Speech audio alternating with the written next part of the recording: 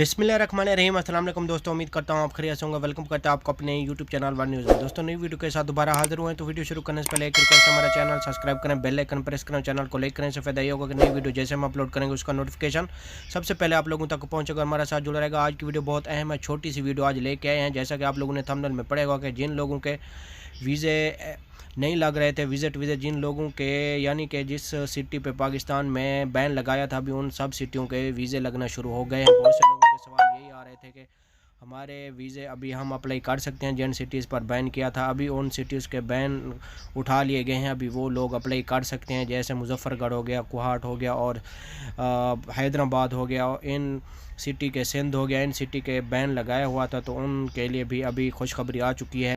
अभी good news आई है, समझा कि आप लोगों को समझा दें। जो लोग परेशान थे अभी वो अप्लाई कर सकते हैं। जिन सिटीज़ पे पाकिस्तान में बैन था, अभी वो सिटीज़ वाले अप्लाई कर सकते हैं। इंशाल्लाह उनका विज़िट वीज़ा लगेगा, कोई इशू नहीं है। ओके, अल्लाह हाफ़िज़, मिलेंगे नेक्स्ट वीडियो।